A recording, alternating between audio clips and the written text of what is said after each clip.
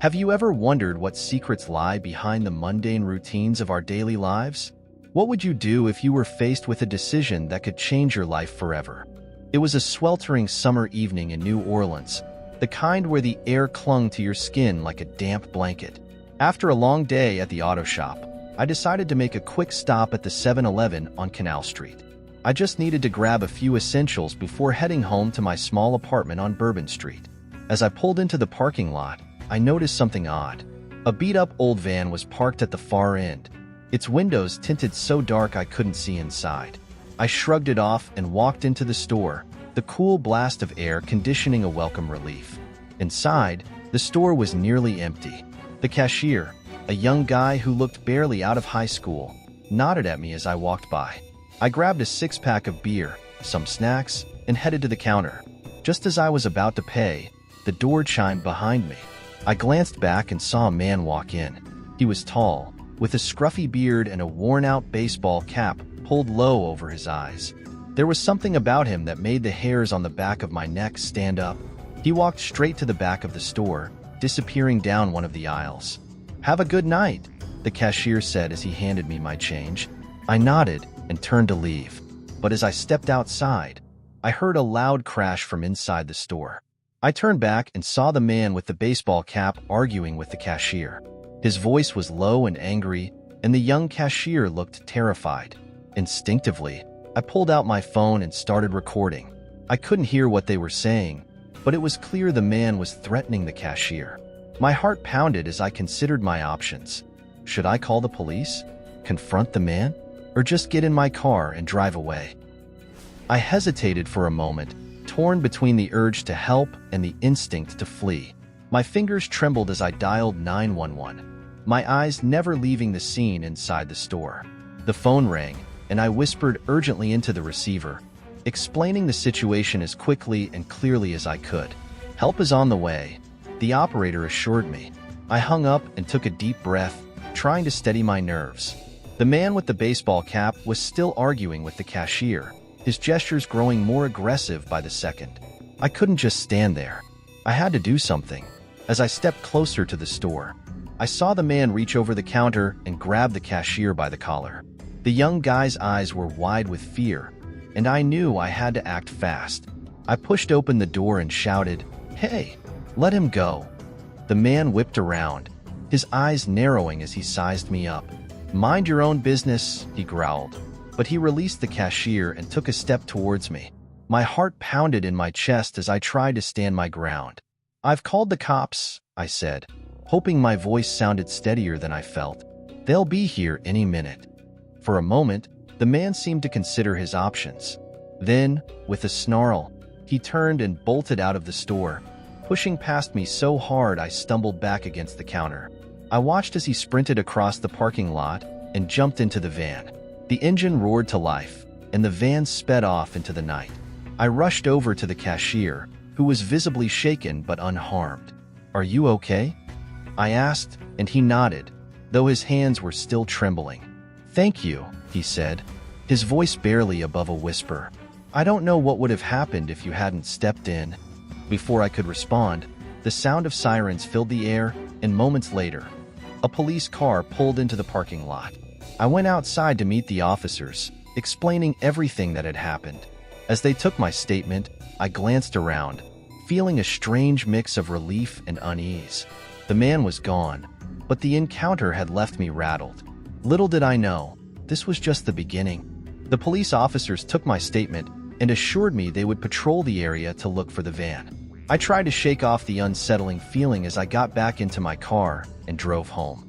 The narrow streets of New Orleans were quiet, the usual buzz of nightlife strangely absent. When I finally reached my apartment, I couldn't relax.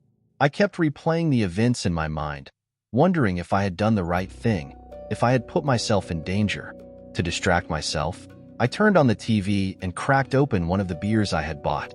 But my mind kept wandering back to that van and the man with the baseball cap. As the hours passed, I found myself getting more anxious. I decided to check my phone, hoping for some news about the incident. But there were no updates, just a string of messages from friends and a couple of missed calls from my sister. I was about to put my phone down when it buzzed with a new notification. It was a video, sent from an unknown number. My stomach tightened as I opened it.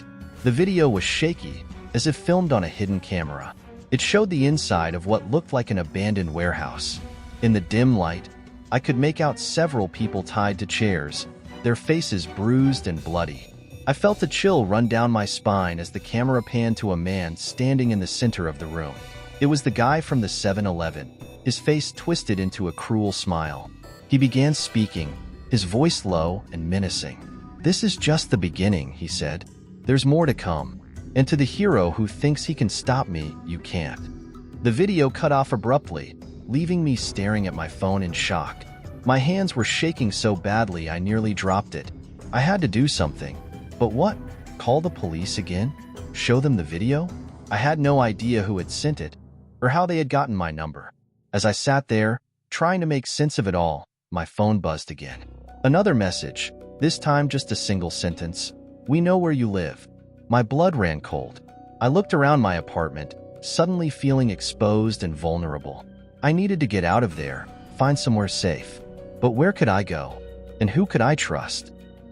Panic surged through me as I tried to think of a plan. I grabbed my car keys and quickly stuffed a backpack with essentials, some clothes, my wallet, and the six-pack of beer.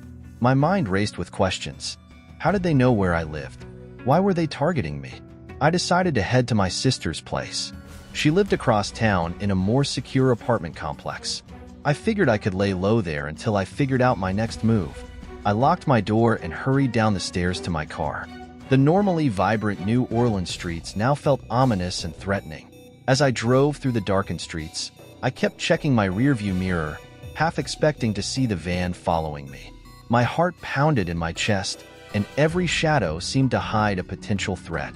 I finally reached my sister's building and parked in the visitor's lot, hoping no one had followed me. My sister, Emily, answered the door, looking confused and concerned. "Jake, what's going on?" "It's late," she said, rubbing sleep from her eyes. "I'll explain everything, but I need to stay here for a while," I said, pushing past her into the safety of her apartment. I quickly explained the night's events, showing her the video and the threatening message. Her face paled as she watched, and I could see the fear in her eyes. "We need to call the police," she said firmly. "I know, but I don't know if they can protect us," I replied, frustration and fear mingling in my voice. "This guy seems to know everything about me." Just then, my phone buzzed again. Another message. I hesitated before opening it, my heart pounding in my ears. The message contained a single image, a photo of Emily's apartment building, taken from the parking lot. My blood ran cold.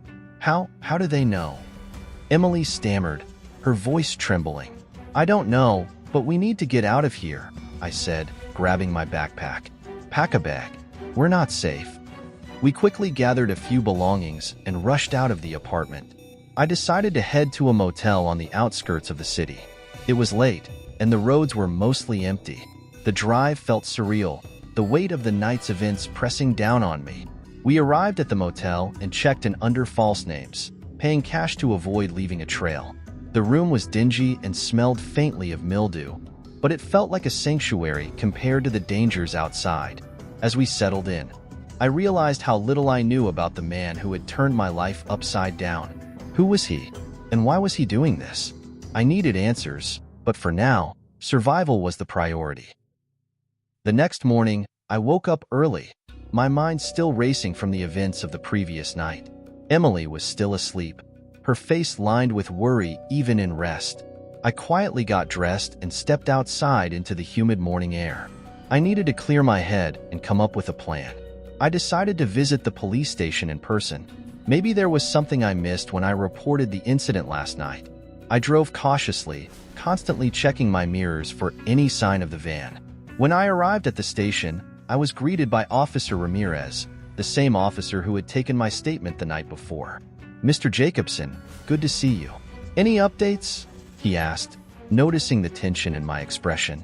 I showed him the messages and the video. His eyes widened as he watched. "This is serious. We need to track this guy down. Do you have any idea who he is?"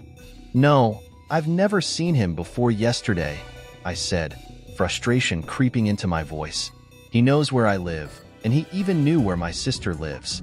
We had to run. Ramirez nodded, his face grim. We'll put a trace on your phone, see if we can track where these messages are coming from. In the meantime, you and your sister should stay somewhere safe. As I left the station, my phone buzzed again. Another message from the unknown number. My heart sank as I opened it. This time, it was a photo of my car, taken from the motel parking lot. They were still watching us. I hurried back to the motel, my mind racing. How were they tracking us so easily? When I got back to the room, Emily was awake, pacing nervously. "Jake, what did they say?" she asked, her voice filled with anxiety. "They're tracking us," I said, showing her the latest message. "We need to get rid of our phones. That's how they're finding us." We quickly turned off our phones and removed the batteries. It felt like a drastic step, but we couldn't take any chances. We decided to leave the motel and head to a remote cabin owned by a family friend. It was off the grid, no cell service, no internet. The perfect place to hide. The drive to the cabin was long and tense. Every car that passed us felt like a potential threat. But finally, we arrived. The cabin was small but cozy, nestled deep in the woods. For the first time in what felt like forever, I started to feel a little safer. As night fell, we sat by the fireplace, trying to make sense of everything that had happened. "Why us?" Emily asked, her voice barely above a whisper.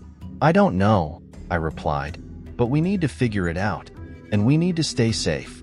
The next few days passed in a haze of anxiety and tension.